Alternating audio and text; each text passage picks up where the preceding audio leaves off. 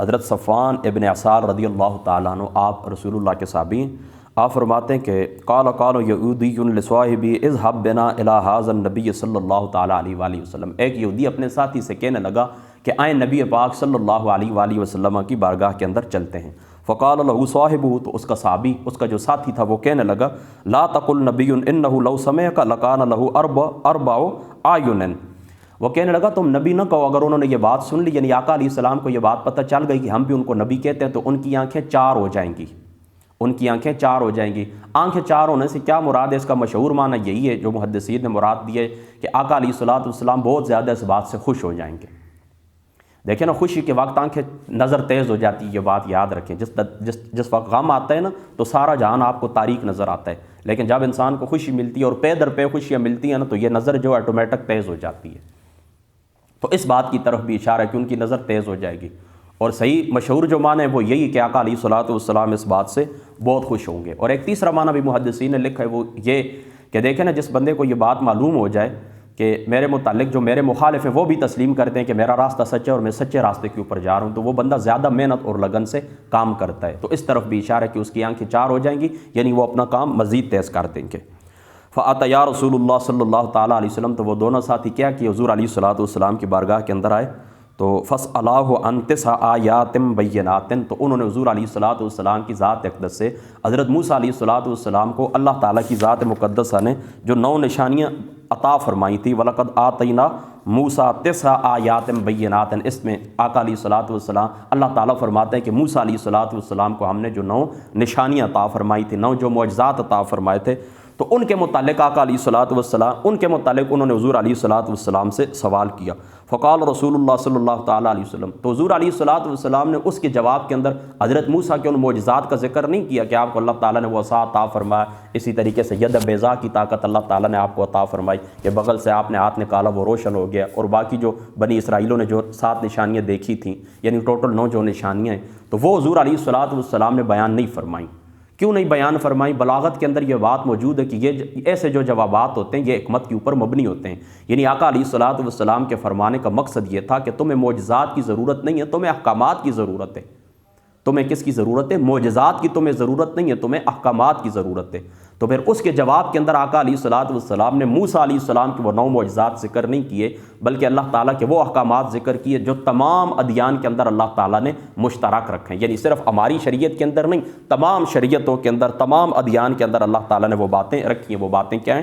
مشترک ہیں۔ کیا ہے؟ فرما لا تشرکوا باللہ شیئا ولا تسرقوا ولا تزنوا ولا تقتلوا النفس التي حرم اللہ الا بالحق۔ آقا علیہ السلام نے فرمایا تم اللہ کی ذات اقدس کے ساتھ کسی کو شریک نہ کرو، نمبر 2 تم چوری نہ کرو، ولا تزنوا نمبر 3 تم برائی نہ کرو یعنی زنا نہ کرو، ولا تقتلوا النفس التي حرم اللہ الا بالحق تم قتل نہ کرو، قتل لا حق نہ کرو، ولا تمشوا ببریء الی سلطان لیقتلہ، اور اس طرح بھی نہ کرو کہ کسی شخص کو حکمران کے پاس لے جاؤ تاکہ وہ اس کو قتل کر دے۔ یہ لوگ اس طرح کرتے ہیں نا کہ جو کمزور لوگ ہوتے ہیں ان کا استحصال اسی طریقے سے کرتے ہیں کہ ان کو پھنسا دیتے ہیں، قانون کے حوالے ان کو کر دیتے ہیں، گورنمنٹ کے حوالے کر دیتے ہیں تاکہ ان کو نقصان، ان کو قتل کر دیا جائے۔ ولا تسحروا، اور یہ کہ تم جادو نہ کرو، ولا تأکلوا الربا، اور تم سود نہ کھاؤ، ولا تقذفوا محصنۃ، اور اس طرح کے پاک دامن لڑکیوں کے اوپر تم تہمت نہ لگاؤ، ولا تولوا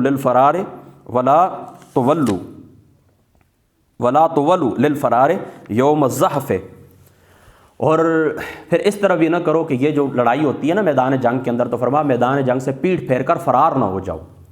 وعلیکم حاصۃ الیہود، اور ایک بات جو حضور علیہ السلام نے ان 9 باتوں کے علاوہ خاص فرمائی، وعلیکم حاصۃ الیہود، اور وہ بات خاص یہودیوں کے لیے تھی۔ فرما اللہ تعتدوا فی السبت، اور تم ہفتے والے دن کیا کرو؟ حد سے نہ بڑھو۔ آپ کو معلوم ہے نا وہ مچھلیوں کا جو ذکر ہے کہ اللہ تعالیٰ نے ہفتے والے دن ان کو شکار سے منع کیا تھا، پھر ہفتے والے دن شکار زیادہ آتا تھا تو وہ اس طرح کرتے تھے کہ دریا کے کنارے گڑھے بنا دیتے تو ان کے اندر مچھلی آ جاتی تھی، وہ ایک ہیلا کرتے تھے۔ تو حضور علیہ السلام نے فرمایا یہودیو ہفتے والے دن اللہ نے تمہیں منع کیے شکار سے، تو میں تمہیں منع کرتا ہوں اللہ کا رسول تم خاص یہودیوں کے لیے کہ ہفتے والے تم کیا کرو؟ حد سے نہ بڑھو۔ اچھا، فقبلا یدیہ ورجلیہ، جب انہوں نے یہ بات سنی تو حضور علیہ السلام کے ہاتھ مبارک بھی چوم لیے، حضور علیہ السلام کے پاؤں مبارک بھی، قدمین طیبین کو بھی بوسہ دیا۔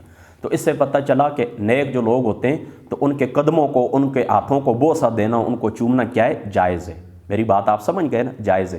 یہاں پر محدث دہلوی رحمۃ اللہ تعالی علیہ آپ نے لکھا ہے اشرۃ اللمعات کے اندر، آپ فرماتے ہیں کہ علماء یہ لکھتے ہیں کہ یہ 9 باتیں تو وہ لے کر آئے تھے، سوال لے کر آئے تھے نا، اور یہ بات انہوں نے چھپائی تھی دل کے اندر، یعنی حضور علیہ الصلوۃ والسلام سے جو سوال کر رہے تھے، یہ جو حضور نے فرمایا نا کہ ہفتے والے دن تم ہاتھ سے نہ پڑھو، یہ بات انہوں نے دل کے اندر چھپائی ہوئی تھی، حضور علیہ الصلوۃ والسلام کو انہوں نے نہیں بتائی۔ تو چونکہ ہم یہ عقیدہ رکھتے ہیں کہ اللہ تعالیٰ کی ذات اقدس نے نبی پاک صلی اللہ تعالیٰ علیہ وآلہ وسلم کی ذات مقدسہ کو علوم غیبیہ عطا فرمائیں، تو آقا علیہ الصلوۃ والسلام کی ذات اقدس نے پھر ان کے دل کی بات جان لی اور ان کو بتا دیا، تو وہ جذبات میں آ کر کھڑے ہو گئے اور حضور علیہ الصلوۃ والسلام کے ہاتھوں کو اور حضور علیہ الصلوۃ والسلام کے پاؤں مبارک کو بوسہ دے دیا۔ ٹھیک ہو گئی بات؟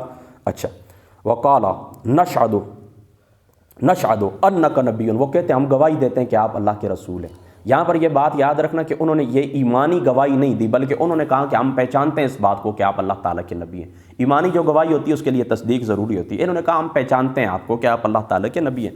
قال فما یمنعکم ان تتبعونی، تو پھر فرما پھر تمہیں کس بات نے منع کیا، جب تم پہچانتے ہو میں اللہ کا نبی ہوں تو تم کیا کرو، میری تابعداری کرو۔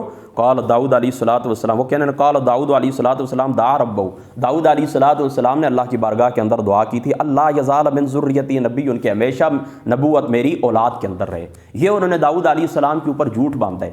داؤد علیہ السلام پر اللہ تعالیٰ کی ذات اقدس نے زبور نازل کی اور زبور کے اندر یہ موجود تھا کہ آقا علیہ الصلوۃ والسلام تشریف لائیں گے، لہذا داؤد علیہ السلام نے کبھی بھی اللہ تعالیٰ کی بارگاہ کے اندر دعا نہیں کی کہ اے پاک پروردگار ہمیشہ کے لیے میری اولاد میں تو نبوت جاری فرما دے۔ انہوں نے کیا کیا، جس طرح واقعی وہ الزامات لگاتے رہتے اس طرح داؤد علیہ الصلوۃ والسلام کی ذات اقدس کے متعلق بھی انہوں نے یہ جھوٹ بولا ہے۔ وَإِنِّي نَخَافُ إِنِ اتَّبَعْنَاكَ أَن يَقْتُلَنَا الْيَهُودُ، اور اے اللہ تعالیٰ کے رسول اگر ہم آپ کی تابعداری کریں گے تو پھر کیا ہوگا، ہم آپ کی تابعداری کریں گے تو پھر کیا ہوگا کہ یہ لوگ کیا کریں گے، یہودی کیا کر دیں گے، ہمیں قتل کر دیں گے، یہودی کیا کر دیں گے، ہمیں قتل کر دیں گے۔ میری بات آپ سمجھ گئے نا؟